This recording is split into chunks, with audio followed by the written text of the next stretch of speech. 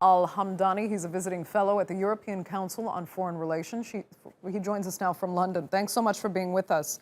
From what I understand, Yemen can barely function without this port. 70% of imports, particularly humanitarian aid, come through there. So what is happening to the millions of Yemenis that depend on that port right now?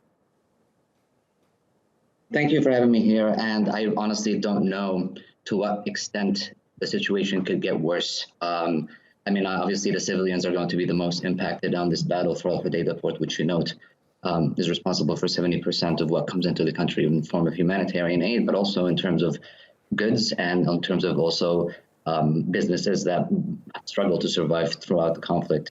The battle for Hodeida is not so much, the actors are not so concerned about the civilians. This battle is going to be a test for the negotiators, particularly involved in the conflict, to see where they can reach a conclusion to where the Houthis are going to stand in the future. The battle is going to be, I think it's been going on for a while right now, but obviously today and yesterday have been seeing heavier battles. Once we are seeing battles happen on the east of Yemen towards Marib, and when the Houthis were losing a little bit, they start to push on other fronts like Abed-rabu and like in the southern fronts like in Al-Dada. Right. You mentioned the negotiators involved in the conflict. They are the proxy powers involved, actually, in Yemen, and they are the ones who really do need to push for peace. They hold, correct me if you think I'm wrong, they hold most of the power, actually, in that country. Those warring sides cannot fight if they don't have weapon supplies from their various allies, and if they don't have the animosity between their competing allies to continue this war. So, whom do you hold most responsible right now for failed peace efforts? I think there's a lot to blame and a lot of people to be involved. I think that the actors that are involved in the conflict right now are standing in very different situations than they were in 2015 or at the beginning of the conflict.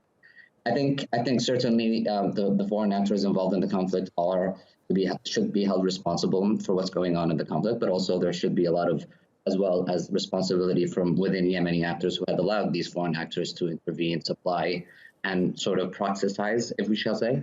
I think when we're talking about negotiators, though, we have to note that the United Nations-led effort, even though for many people they see it as a failed effort, which also, by the way, stipulates that the Hodeida port should remain at peace and should have a shared security provision by both of the belligerents of the conflict.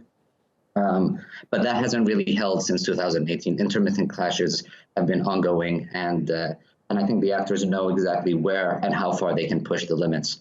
Particularly when we're seeing that there's no impunity around the world. Sorry, there's no impunity around the world for any of these proxy powers in the region. I think these regional powers that were involved in the conflict are seeking a way out. I think, for example, if we note the Kingdom of Saudi Arabia, it certainly is not trying to continue the conflict anymore.